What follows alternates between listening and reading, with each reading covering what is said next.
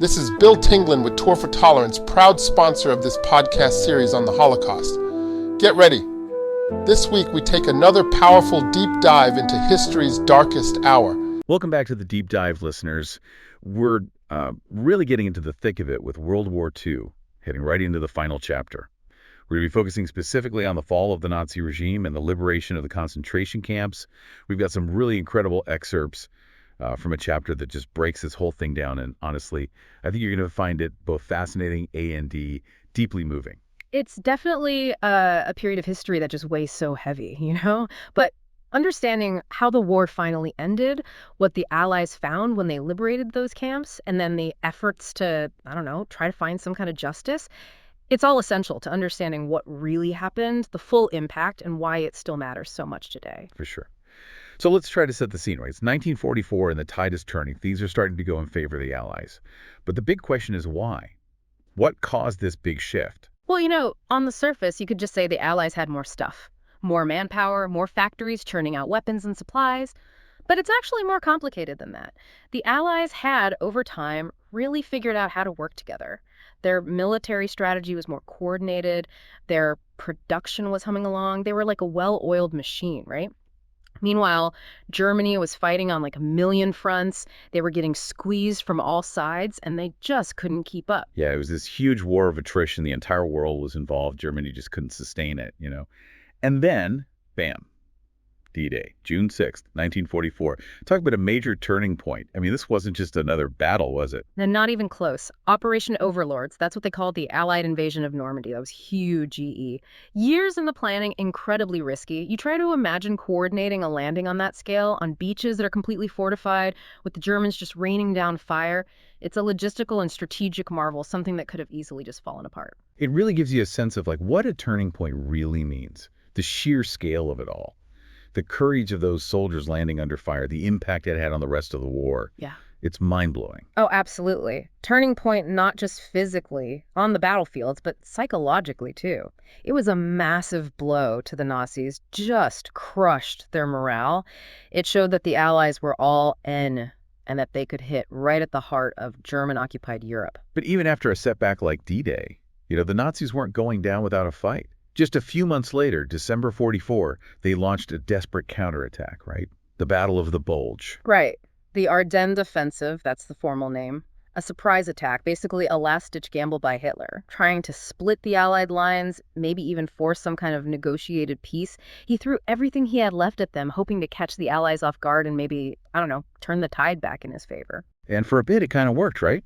They pushed the Allied lines back, created this bulge, hence the name. Can't even imagine what it was like for those soldiers. A sudden attack, freezing cold, the harsh winter conditions of the Ardennes forest. Brutal. Oh, absolutely brutal. Freezing temperatures, heavy casualties on both sides. But what's interesting, strategically speaking, is that even though it was a German offensive, the Battle of the Bulge actually sped up the end of the war. It just drained the German army, used up their resources, left them wide open for the final Allied push. So even when they had a small victory, it kind of led to a bigger defeat. It's a reminder that things aren't always as straightforward as they seem, right? But by that point, the momentum was fully with the Allies. So what comes next? The fall of Berlin. Exactly. By April 1945, the Soviets are coming in from the east, the Western Allies from the west, and Berlin, the heart of the Nazi regime, it's surrounded, the beginning of the end for Hitler. And this is where Hitler's story ends, right? April 30th, 1945, suicide in his bunker. That's it. Facing defeat, knowing he'd be captured, he takes his own life, along with Eva Braun, who'd been with him for years. The Nazi leadership was in chaos. It just demoralized the remaining troops, basically opened the door for Germany's surrender, no conditions. Hard to believe, this guy, the guy who caused so much destruction, met such a pathetic end hiding in a bunker as his so-called empire crumbles. But then, a few days later, it's VE Day, Victory in Europe, May 8th, 1945. Oh, what a day, right? Celebrations, relief, millions around the world just breathing a sigh of relief. The war in Europe, at least, was over, but it's important to remember that doesn't mean the fighting was done everywhere. The war in the Pacific was still going strong. It would be a few more months before Japan surrendered. Right, very important point. It's easy to forget that the war continued in other parts of the world. But going back to Europe, what's really striking is that as the Allies advanced during those final months, they began to uncover something truly horrific, the concentration camps. Yeah, and it wasn't just that they found the camps, it was the scope, the size of it. Like every time the Allies liberated a new area, there was another camp, and another, and another, each one revealing the systematic extermination of millions. It was a massive shock to the world, the cruelty and the scale of it all. It's almost too much to process. Yeah. This wasn't just random acts of violence. It was systematic, industrialized, cold-blooded. The Nazis were trying to wipe out entire groups of people. It's almost beyond comprehension. It's one of the darkest chapters in human history, and we're still trying to make sense of it all these years later. And out of all those camps, one stands out, not just because of its infamy, but because of what it reveals about the Holocaust Auschwitz, liberated on January 27th, 1945, just a few months before the end of the war. Auschwitz. It's almost become a synonym for the Holocaust itself, right? Yeah. But it's important to remember that it wasn't just one single camp. It was this huge complex. Auschwitz III, the concentration camp. Auschwitz II, Birkenau, designed for extermination. And then Auschwitz III, Monowitz, a labor camp. Right, exactly. The numbers associated with Auschwitz are staggering. It's estimated over 1.1 million people were killed there, most of them Jewish. The conditions were beyond horrific, the brutality unimaginable. We talk about the liberation of these camps, but what did that actually look like? What did the soldiers who liberated Auschwitz actually find? They found survivors who were barely clinging to life, starving, sick, deeply traumatized, evidence of gas chambers, crematoria, mass graves. It was a scene of unimaginable human suffering, a testament to the truly horrific things that human beings are capable of. It really, it changed the way the world understood the Holocaust, the sheer scale of it, the just unbelievable cruelty. Those photos and films that came out of those liberated camps spread like wildfire. The world had to confront what had happened, no way to ignore it. Yeah. It's one thing to see the numbers, or read about it in a book. Yeah. But to see the faces of the survivors, to hear what they went through, it's just different. It hits you harder, right? That's why it's so important to hear directly from them. Yeah. There's some writings here from Elie Wiesel and Primo Levi, who both went on to write about what they lived through in the camps. Wiesel and Levi, they're just two voices out of millions.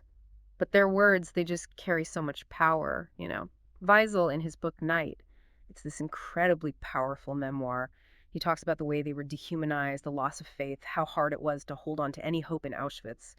And then Levi, in his book If This Is a Man, he's almost more analytical, really trying to understand the psychology of it all, both the victims and the people who did those horrible things.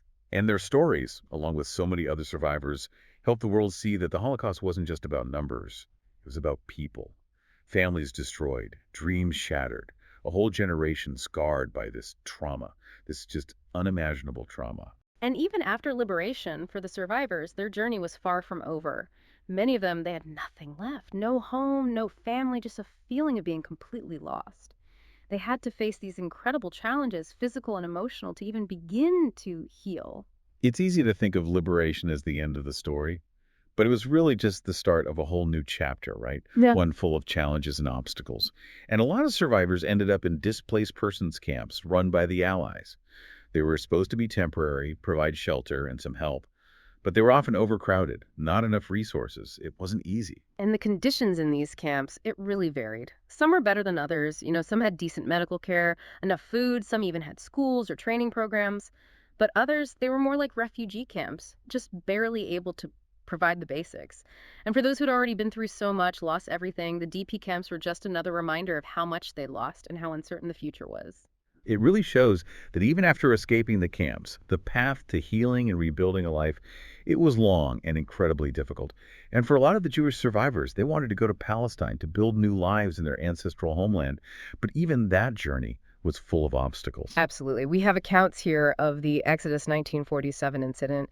This ship carrying over 4,500 Jewish refugees, many of them Holocaust survivors. They were trying to get past the British blockade of Palestine, but the British Navy intercepted the ship, forced the refugees back to Europe. Many of them ended up right back in those DP camps in Germany. It's heartbreaking, isn't it? It shows just how complicated things were after the war. The Holocaust had exposed the horrors of anti-Semitism, and there was this growing movement for a Jewish state in Palestine. But the British, who controlled Palestine, they were getting pressure from all sides. It was a very tense situation. And the Exodus incident, it became this symbol, this rallying cry for people who believed that these survivors deserved a safe haven after everything they'd been through. It also brought the world's attention to the refugee crisis and the need for some kind of solution in Palestine, something that would be fair and lasting. It's a story that reminds us that even though the war was over, the fight for justice, for basic human dignity, was far from over. And in the aftermath of the Holocaust, more and more people wanted those responsible for these atrocities to be held accountable. Which leads us to the Nuremberg trials, which took place in Germany from 1945 to 1949. The Nuremberg trials were a huge turning point in legal history. This was the moment when the world said, no more, never again. It established this whole concept of crimes against humanity under international law.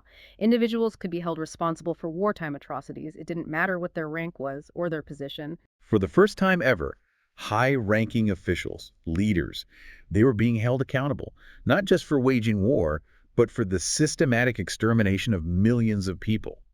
It was a powerful message, saying loud and clear that leaders couldn't just act without consequences. And the trials, they were incredibly detailed, meticulously documented. They presented mountains of evidence, witness testimonies, photographs, films, captured documents. The point wasn't just to punish the guilty, but to expose everything the Nazi regime had done, to create a historical record that would stand as a warning to future generations. But as important as they were, the Nuremberg trials couldn't really capture the full scope of the horror, right? And they couldn't bring back the millions who were murdered. It was a step towards justice, but a complicated and imperfect one. You're absolutely right. The trials raised all these complicated questions about what justice even means, the limits of the legal system, and how you even begin to heal after crimes this horrific. Some people argued that it was victor's justice, that the Allies were just punishing their enemies.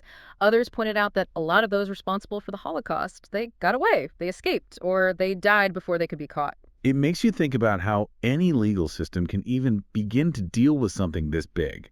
And it makes you think about individual responsibility, the dangers of just blindly following orders, the danger of power without any checks and balances. How could so many people participate, or at least just stand by and watch as these horrible things happen? That's a question that historians and psychologists have been asking ever since, and there isn't an easy answer. Some point to the power of propaganda. The Nazis were masters at demonizing certain groups, creating this atmosphere of fear and hate. Others focus on how people will obey authority, how they can be pressured to conform to the group, even if it means doing terrible things. It's a scary thought. A reminder that even now, in the 21st century, we're not immune to those forces that can lead to such atrocities. But in the midst of all this darkness, there are also stories of incredible courage and compassion. We have information here about individuals like Simon Wiesenthal and Raoul Wallenberg. What they did stands in such stark contrast to the cruelty of that time. Simon Wiesenthal, a Holocaust survivor himself, he dedicated his life to hunting down those Nazi war criminals who escaped. He founded the Jewish Documentation Center in Vienna, played a key role in finding Adolf Eichmann, one of the main organizers of the Holocaust. Eichmann was captured in Argentina and put on trial in Israel. What Wiesenthal did, it's like a testament to what one person can do.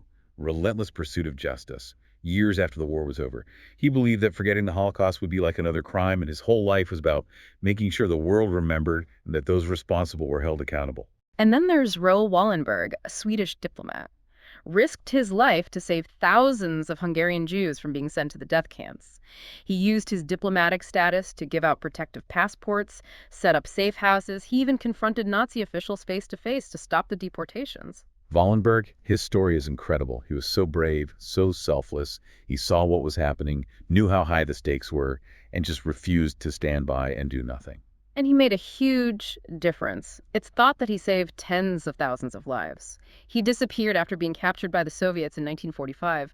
No one knows for sure what happened to him, but what he did, his courage and compassion, it still inspires people around the world. It's those stories, right in the middle of all the horror of the Holocaust, that remind us that even in the darkest times, human kindness, human courage can still exist. They give us hope and remind us that we all have a choice in how we respond to injustice. And it's that choice, isn't it? That responsibility. It's something we all still carry with us today. It's not just about the past, learning about this history, confronting how complex it all was, grappling with those really uncomfortable truths. Yeah, it really makes you think about the kind of world we want to live in, doesn't it? Yeah. It's about who we choose to be right now, how we react to injustice, to intolerance when we see it happening all around us. Exactly. Understanding what happened in World War II, the fall of the Nazis, those camps, the search for some kind of justice, it's all part of a bigger conversation about what it means to be human, about the choices we make every single day, about the kind of world we're building. It's heavy stuff, no doubt about it, but it's so important. And, one question keeps coming back to me. How do we make sure that nothing like the Holocaust ever happens again? That's the big question, isn't it? If we only knew the answer. I don't think there's one simple solution. But I do believe it starts with remembering, with education, with confronting the truth about the past, no matter how uncomfortable it is, and with recognizing the warning signs, the seeds of intolerance and hatred that we see even today. Right. It's like we can't just try to forget about it, pretend it never happened. We have to learn from it, understand what allowed it to happen in the first place, and then we have to be very, very careful that those same conditions don't come back. I couldn't agree more. We have to be vigilant, speak up when we see injustice, work to create a world where people can understand and empathize with each other, even if they're different, and understand that every choice we make as individuals and as a society has consequences. Sometimes it feels like we are learning, like the world is becoming a better place. Yeah. But then you see the hate, the discrimination, the violence. And it's like, whoa, we're not there yet. Those dark forces, that potential for evil, it's still out there. You're right. And we have to understand that the past isn't really over and done with. It shapes who we are, the world we live in, the decisions we make. We can see the echoes of the past in the present, whether it's conflict between different groups, persecution based on religion, or the rise of those leaders who want absolute power. The patterns are there, and we can't ignore them. Well, we've covered a lot in this deep dive. And I know it's a lot to take in. It's been, a lot to process, to be honest. But it's so important. I'm really glad we had this conversation. Me too. I hope this is just the beginning for you, for all our listeners. There's so much more to learn, so many stories that need to be told, so many lessons to be learned from this part of history. For sure. If you're listening, I really encourage you to keep digging, keep asking those tough questions. Learn more about people like Simon Wiesenthal and Raoul Wallenberg, what they did, their courage, their compassion, their dedication to justice, even when things were so dark. Those are stories that everyone should know. And as you learn, keep asking yourself, what can we take away from all this? What is our responsibility to make sure that something like the Holocaust never happens again? What choices can we make, each of us, and together, to build a world that's more just, more compassionate? Powerful questions. And questions we should all be asking ourselves. This deep dive, well, it's been quite a journey. The fall of the Nazi regime, the liberation of the camps, the struggle for some kind of justice. It's been heavy, but it's been really eye-opening as well. I agree. And I think it reminds us that history isn't just dates and facts in a textbook. It's about people, about choices, about the consequences of those choices. It's about the best and the worst that humanity is capable of. And that's exactly why it matters so much. Because those choices, what people did back then, it still affects us today. We see the ripple effects. Understanding history can help us deal with the problems we have right now. Absolutely. It all connects. Standing up against prejudice and discrimination, protecting everyone's human rights, fighting for peace and understanding. The lessons of the past, they can help us create a better future. It's about recognizing the warning signs, speaking out against injustice, doing the right thing even when it's hard. And remembering that even in the darkest of times, hope and the will to survive, they can win out in the end. The survivors, those who resisted, those who dedicated their lives to justice. They show us the power of the human spirit. They show us that we can never give up on building a better world. Thanks for joining us on the Deep Dive. Until next time.